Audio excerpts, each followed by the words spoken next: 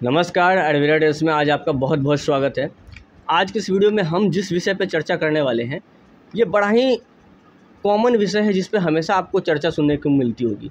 चाहे आप आयुर्वेद से जुड़े हैं या आप आयुर्वेद से नहीं जुड़े हैं, हर तरह के लोगों के मन में इस तरह के प्रश्न आते हैं अक्सर कि आयुर्वेद है वो कितना वैज्ञानिक है, क्या आयुर्वेद एक सीडो साइंस है, कितना साइंटिफिक है, इसमें कितनी रिसर्च हुई है, कितना ऑथेंटिक इसकी बातें हैं।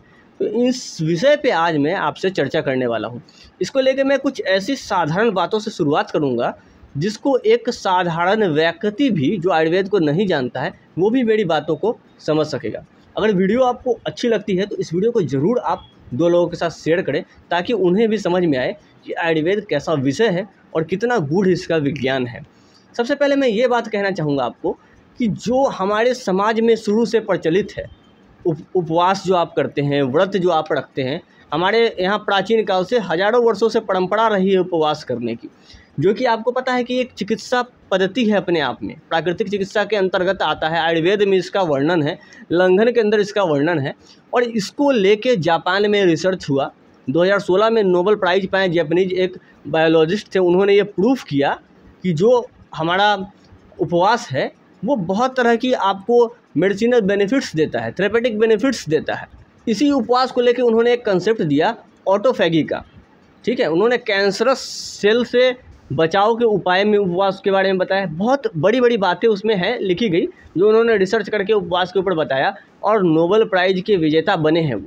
तो मेरा कहने का मतलब है जिस चीज़ को आप इतने वर्षों से फॉलो करते आ रहे हैं, जिसको आप जानते हैं, उससे पहले उनके रिसर्च से पहले क्या उपवास नहीं था पर हम और आप उसके अंदर के गूढ़ विज्ञान को बस नहीं जानते थे। तो आयुर्वेद में जो बातें लिखी है 100% मानने लायक है, चाहे उसके ऊपर रिसर्च हुई है या रिसर्च नहीं हुई है। आज न कल भविष्य में उस पर रिसर्च होगा तो ऐसे ही कोई ना कोई व्यक्ति नोबेल प्राइज़ पा जाएंगे जैसे पाए हैं, पर उसमें लिखा हुआ विज्ञान कल भी सही था, आज भी सही था, वो 100% वैज्ञानिक ही है और था और हमेशा रहेगा। इससे रिलेटेड और भी बहुत सारे एग्जाम्पल्स है, ढेरों एग्जाम्पल्स है जिससे मैं आपको समझा सकता हूँ। जैसे कि आप जानते हैं कि जो आपका आयुर्वेद है उसमें कई हज़ार वर्ष पहले ही वर्णन कर दिया गया था जो हमारी त्वचा होती है, जो हमारा स्किन होता है, उसके 7 लेयर होते हैं। और जो आपका मॉडर्न साइंस है इसने जो माइक्रोस्कोपिक एडवांसमेंट आया तब उन्होंने प्रूफ किया कि हाँ भाई स्किन के 7 लेयर होते हैं, फलाना फलाना बातें हैं। पर आयुर्वेद ने तो भाई हजारों वर्षों पहले ही ये प्रूफ कर दिया था कि 7 स्किन के लेयर होते हैं। न केवल लेयर, उनके फंक्शन, हर लेयर में होने वाले व्याधि, अलग अलग चीज़ों का उन्होंने विस्तृत वर्णन कर रखा है। जब माइक्रोस्कोपिक एडवांसमेंट था नहीं, माइक्रोस्कोप नाम का कोई चीज़ नहीं था तब भी। यहाँ तक कि आप मानते हैं आयुर्वेद एक वेद ही है, अथर्ववेद का पार्ट है आप कहते हैं। आपने अभी कुछ दिन पहले अगर आप लोग इंस्टाग्राम यूज करते होंगे तो आप देखते होंगे कि एक रील बड़ा ही वायरल चल रहा है जिसमें आपको दिखा रहा है कि भाई सूर्य भी गतिमान है, सूर्य गतिमान है और पृथ्वी उसकी परिक्रमा कर रही है और सूर्य गतिमान है, वो ब्रह्मांड की परिक्रमा कर रहा है। भाई ये हमारे वेद में बहुत हजारों वर्ष पहले लिखा था, नहीं मानते थे लोग। आज रिसर्च हुआ, बातें पता चली तो आपने माना है उसको। तो कहने का मतलब है जो बातें लिखी है उसको रिसर्च होने के बाद आप क्यों मानेंगे, जब आपको पता है कि आज न कल ये सही प्रूफ होना है। ये हमारी और आपकी अज्ञानता है कि आप उसको नहीं मान रहे हैं। वो कल आज कभी न कभी तो सत्य होना ही है, प्रूफ होना ही है। तो उसके प्रूफ होने का आप वेट क्यों कर रहे हैं? आप आयुर्वेद के विज्ञान पे शंका क्यों कर रहे हैं? आप इस बात पे क्यों डिस्कशन कर रहे हैं कि वो सीडो साइंस है, वो कितना साइंटिफिक है? बस इसलिए कि आप वेट कर रहे हैं कि रिसर्च होने के बाद वो प्रूफ हो सके इस बात को लेके? नहीं, ये कतई गलत है। पर इसका मतलब ये नहीं कि मैं ये कहता हूँ कि आयुर्वेद में रिसर्च होना ही नहीं चाहिए, आपको आंख बंद करके आयुर्वेद के ऊपर विश्वास कर लेना चाहिए। मैं ऐसा भी नहीं कह रहा हूँ, मेरी बातों को ध्यान से समझिएगा। जैसे कि आपको पता है कि जो शल्य के जनक हैं हमारे आचार्य सुश्रुत हैं, उन्होंने बहुत पहले ही प्लास्टिक सर्जरी कर दी थी, जो उन्होंने नाक ठीक किया था एक रोगी का। था भाई, आज के डेट में भी प्लास्टिक सर्जरी प्रचलित है, सब बातें हैं, तो इम्प्रूवमेंट है। पर ये मैं नहीं कह रहा हूँ कि आपको रिसर्च नहीं करनी चाहिए, रिसर्च बिल्कुल होनी चाहिए। पर इस बात को लेकर रिसर्च नहीं होनी चाहिए कि आपको ये प्रूफ करना पड़े कि हाँ इस हमारे संहिता में लिखी हुई ये बात सत्य है। रिसर्च इसलिए होनी चाहिए कि उस टाइम पे जो चीज़ें नहीं थी वो आज के डेट में आ गई है। जैसे आपको पता है पहले पेन किलर नहीं था, आज के डेट में पेन किलर चल रहा है। तो पेन किलर के जो साइड इफ़ेक्ट्स आते हैं बहुत सारे, वो पेन किलर हमारे बहुत सारे रोगों में निदान की तरह कार्य कर रहा है।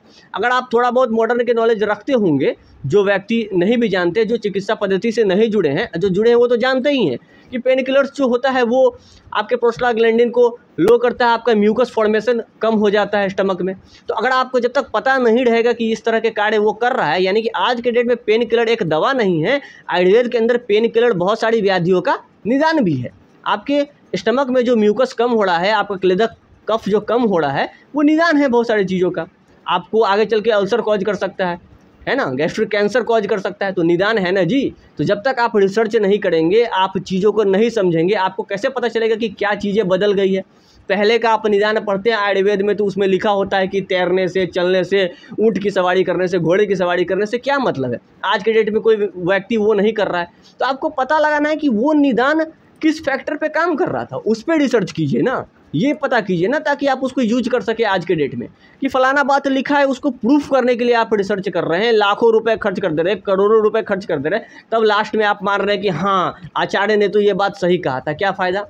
इस तरह की बातें, मैं रिसर्च करने को गलत नहीं कहता, मैं मॉडर्न पढ़ने को गलत नहीं कहता, और पर यह बात 100% सत्य है कि आयुर्वेद जो है वो 100% साइंटिफिक है। आयुर्वेद नहीं, सारे के सारे वेद ही 100% साइंटिफिक है। हर एक चीज़ हमारा साइंटिफिक है। सारी परंपरा जो चली आ रही है हमारे भारतवर्ष में, सब कहीं ना कहीं साइंटिफिक है। आप देखेंगे तो सारी बातें निकलेगी, तो इस शंका का तो प्रश्न ही नहीं उठता है।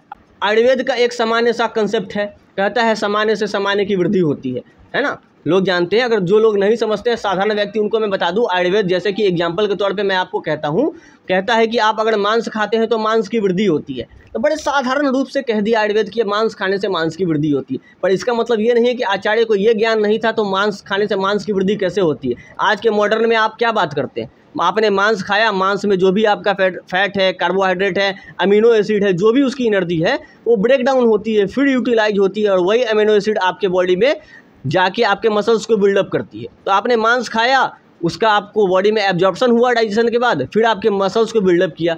ये पूरा डिटेल्ड बात ना बोल के आचार्य ने एक शब्द में ये कह दिया कि सामान्य से सामान्य की वृद्धि होती है, यानी मांस आपने खाया, मांस की वृद्धि हो गई। तो उन्होंने क्या गलत कहा, उन्होंने आपको विशेष रूप से समझाया नहीं है, बस वो हमारी आपकी समझ है, समझने की बात है, समझ रहे बात को।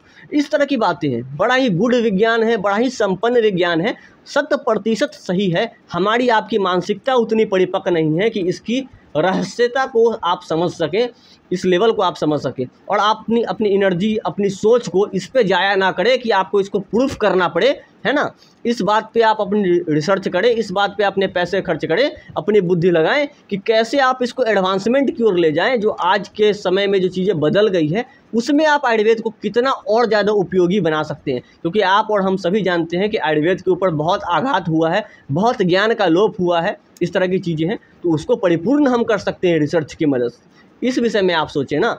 तो मैं कहना चाहूँगा, जो भी हमारे आयुर्वेद के युवा वर्ग के छात्र हैं, जो आजकल पढ़ रहे हैं, first year, second year, third year, PG scholars जो भी हमारे हैं, वो इस तरह की थिंकिंग रखें। ये मेरी सोच है, हो सकता है कि बहुत सारे लोग मेरे इस वीडियो से सहमत नहीं हो, क्रिटिसाइज करें, इस बातों को नहीं माने, इस तरह के कमेंट्स आएंगे इस वीडियो पे। लेकिन जो व्यक्ति मेरे इस बात से सहमत हैं, मैं कहूँगा ज़रूर आप अपने आयुर्वेद के ग्रुप में 10 लोगों को, अपने छात्र को, अपने बैचमेट्स को, जूनियर्स को, सीनियर्स को आप इस वीडियो को ट्रांसफ़र करें, ताकि उनको समझ में आए कि हाँ, इस तरह की बातें भी हैं, इस तरह की सोच भी हम रख सकते हैं। आपका बहुत बहुत धन्यवाद इस वीडियो को देखने के लिए। अंत तक अगर आपने देखा है तो, अगर आप चैनल पर नए हैं तो इस चैनल को सब्सक्राइब करें। आप अगर कोई विचार मुझे प्रदान करना चाहते हैं तो आप कमेंट में मुझे ज़रूर इस तरह की बातें बता सकते हैं। धन्यवाद।